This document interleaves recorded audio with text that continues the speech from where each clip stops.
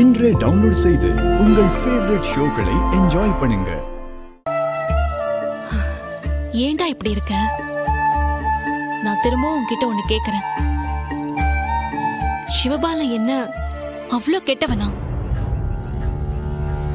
அவன் அதை விட மோசமானவன், நம்பிக்கை துரோகி. சரி, எதனால? உனக்கு தெரியாதா?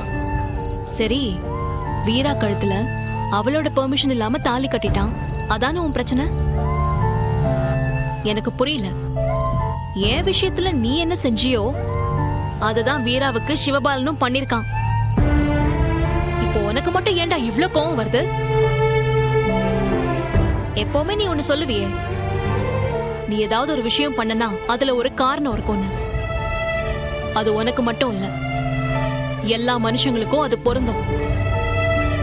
மொத்த குடும்பத்து மேலையும் பாசமா இருந்தவன், அத்தான் அத்தானு உன் காலைய சுத்தி சுத்தி வந்தவன், எதுக்காக இப்படி ஒரு காரியத்தை பண்ணணும்? அதுக்கும் ஒரு காரணம் இருக்கும்ல.